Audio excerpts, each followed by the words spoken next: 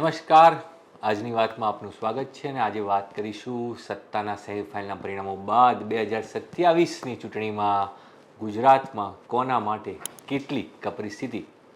બિલકુલ જે રીતે 2027ની વિધાનસભાની ચૂંટણીને 1.5 વર્ષનો સમય બાકી છે, પણ તે પહેલાં જે સેમીફાઇનલ ગણાતી હતી તે સ્થાનિક સ્વરાજ્યની ચૂંટણીના જે પરિણામો આવ્યા છે તેણે ગુજરાતની વિધાનસભાની ચૂંટણી માટેનું એક દ્રશ્ય કેવું હશે તેનો એક અંદાજો આપી દીધો છે. કારણ કે સ્થાનિક સ્વરાજ્યની ચૂંટણીઓમાં તમામ જિલ્લાઓમાં ચૂંટણી હતી અને જિલ્લાઓના આધારે એક મોટું ચિત્ર સાફ થયું છે કે ભાજપને જે રીતે 7,000 કરતાં વધુ બેઠકો 10,000 બેઠકોમાંથી મળી છે તે દર્શાવે છે કે ભાજપ હાલ પણ ગુજરાતની અંદર બહુમતી મેળવવામાં સફળ થશે તે પ્રકારની સ્થિતિ સાફ દેખાઈ રહી છે. ભાજપનો દબદબો આજે પણ ગુજરાતમાં 30 વર્ષોથી યથાવત છે.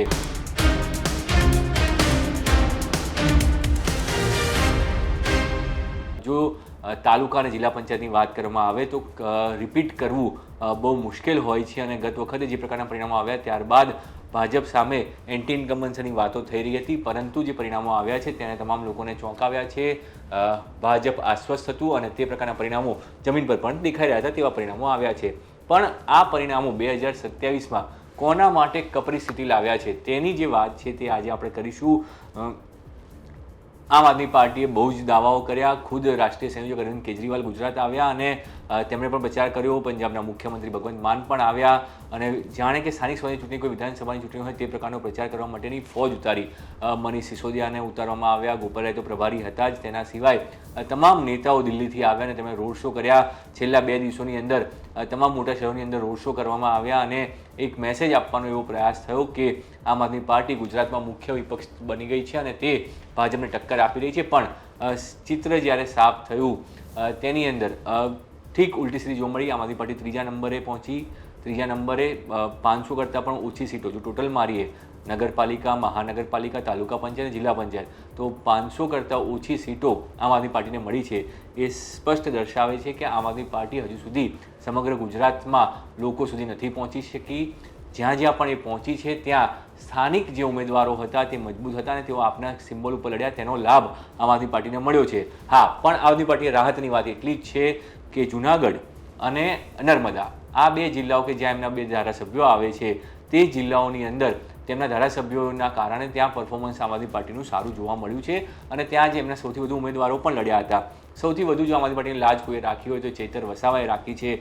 તેમના કારણે ચૈતર વસાવાના કારણે જે છે આદિવાસી વિસ્તારોમાં આમ આદમી પાર્ટીને ખૂબ સારી સફળતા મળી છે. એક જિલ્લા પંચાયત જીતી અને 3થી વધુ તાલુકા પંચાયતો પણ ત્યાં મળી છે આદિવાસી વિસ્તારોમાં. એક આમ આદમી પાર્ટી માટે ખૂબ રાહતની વાત છે. પણ જો આ જ પરિણામોને આપણે વિધાનસભાની દ્રષ્ટિએ વાત કરીએ તો આમ આદમી પાર્ટી માટે મુશ્કેલી એ છે કે આમ આદમી પાર્ટી જે અત્યારે વર્તમાનમાં એમના 5 ધારાસભ્યો પહેલાં જીત્યા હતા અને પછી 4 રહ્યા, તો જો એ રીતે જોવા જઈએ તો પણ આમ આદમી પાર્ટી પાસે અત્યારની સ્થિતિની અંદર વાત કરીએ તો એ 4 સીટો પણ જાળવવી ખૂબ મુશ્કેલ છે. બોટાદના જે ધારાસભ્ય હતા ઉમેશ મકવાણા, તેમણે આમ આદમી પાર્ટીથી છેડો ફાટી ચૂક્યો છે, તેઓ હવે અલગ છે. પણ તેમ છતાં જે બાકીના ધારાસભ્યો છે એમાં હેમંત ખવાએ ત્યાં જામનગરની અંદર સારું પ્રદર્શન કર્યું અને ઈસુદાન ગઢવી એ જ જિલ્લામાંથી આવતા હોવાના કારણે પ્રદેશ અધ્યક્ષના કારણે ત્યાં પણ થોડી ઘણી તેમને સીટો આવી. એટલે એ એક વિસ્તાર એવો છે કે જો ગણતરીના જિલ્લાઓની વાત કરવામાં આવે કે જ્યાં આમ આદમી પાર્ટીને કોઈ લાભ થયો હોય તો જ્યાં તેમના ધારાસભ્યો છે તે વિસ્તારો સિવાય બીજે ક્યાંય તેમને કોઈ મોટો લાભ નથી થયો. અને તે રીતે આમ આદમી પાર્ટી માટે કપરા ચણા 27માં એટલા માટે છે કે 22ની અંદર જે પ્રકારનો વોટ શેર એમને મળ્યો હતો, શું 27માં આ પ્રકારનો વોટ શેર આમ આદમી પાર્ટી જાળવી શકશે? તે સૌથી મોટો સવાલ અહીંયા ઊભો થઈ ચૂક્યો છે. કારણ કે અત્યારે પણ 10% વોટ મળ્યા છે આમ આદમી પાર્ટીને. જો જે ચૂંટણી પંચના આંકડા આવ્યા એ પ્રમાણે વાત કરીએ તો 10% વોટ આમ આદમી પાર્ટીને મળ્યા છે કુલ મતોમાંથી. પણ આમ આદમી પાર્ટી દાવો એવો કરી રહી છે કે અમે 5,000 બેઠકો લડ્યા હતા એટલે આને 20% વોટ ગણવા જોઈએ. 20% જેટલો અમારો વોટ શેર છે કારણ કે અમે બેઠકો અમારી અડધી છે. એટલે તે પ્રકારનો દાવો આમ આદમી પાર્ટી કરી રહી છે. પ્લસ બીજો દાવો એ પણ કરી રહી છે કે અમારું 2021માં અમે ખાલી 60 સીટો જીત્યા હતા, આ વખતે અમે 10 ગણી સીટો જીત્યા છીએ. એટલે આમ આદમી પાર્ટી મોટી થઈ રહી છે ગુજરાતમાં. આ બંને પક્ષો છે. જો ચિત્ર મોટું જોવા જઈએ તો જે દાવાઓ હતા એ દાવાઓ જેટલી સીટો નથી આવી. એટલે આમ આદમી પાર્ટી જે છે તે ગુજરાતમાં મુખ્ય વિપક્ષ હાલની સ્થિતિમાં નથી બની. હવે આમ આદમી પાર્ટી માટેનો જંગ 27માં જે આવશે તેમાં આમ આદમી પાર્ટી માટે જંગ એ જ હશે કે મુખ્ય વિપક્ષ કેવી રીતે બનશે. આમ આદમી પાર્ટી ગુજરાતમાં મુખ્ય વિપક્ષ કેવી રીતે બનશે તે 2027માં નક્કી થશે. પણ હાલની સ્થિતિએ આમ આદમી પાર્ટી પોતાના સંગઠન ઉપર કામ કરવાની જરૂર છે. જે શહેરી વિસ્તારોને એણે અવગણી દીધા હતા, શહેરી વિસ્તારોમાં મહાનગરપાલિકાઓમાં તો ખાતું ખુલ્યું જ નથી, પણ જે નગરપાલિકાઓ છે 84 નગરપાલિકામાંથી ફક્ત 6 સીટ આમ આદમી પાર્ટીને મળી છે. એટલે જે શહેરી વિસ્તારો છે અથવા તો અર્ધ શહેરી વિસ્તારો છે ત્યાં આમ આદમી પાર્ટીને પૂરતા ઉમેદવારો પણ નહોતા મળ્યા અને જીત પણ નથી મળી. તો આ સ્થિતિ સાફ દર્શાવી રહી છે કે આમ આદમી પાર્ટીએ જે સપનાઓ જોયા હતા ગુજરાતમાં તે હાલની સ્થિતિમાં પૂરા થતા નથી દેખાઈ રહ્યા. એટલે આમ આદમી પાર્ટીએ વધુ મહેનત કરવાની જરૂર છે. કોંગ્રેસ માટે એક રાહતની વાત એટલી છે કે તેને ગ્રામીણ વિસ્તારોમાંથી સીટો મળી છે. લગભગ 1500 થી 2000 સીટોની વચ્ચે કોંગ્રેસ ટોટલ સીટો મેળવી છે, એટલે મુખ્ય વિપક્ષ તરીકે રહી છે.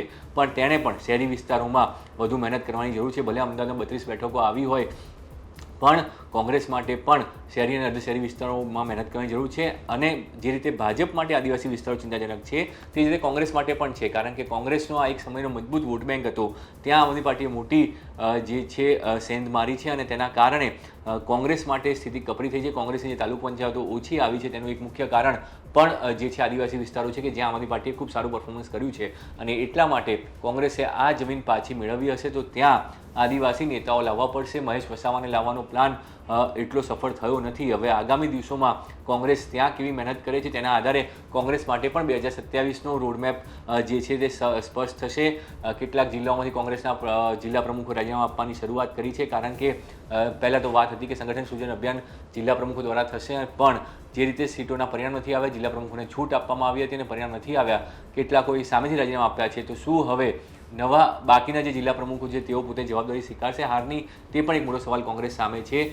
પણ આ પરિણામોએ સ્પષ્ટ કર્યું છે કે ગુજરાતમાં હાલ ભાજપને બહુમતીની ચિંતા કરવી પડે તેવી સ્થિતિ નથી, પણ વિપક્ષે પોતાની જમીન મજબૂત રાખવા માટે વધુ મજબૂતીથી મેદાનમાં ઉતરવું પડશે અને વધુ મજબૂતીથી લોકો વચ્ચે જવું પડશે.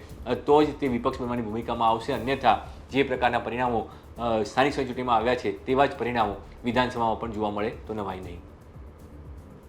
અત્યારે તો બસ આટલું જ. વધુ સમાચાર માટે જોતા રહો ગુજરાત તક.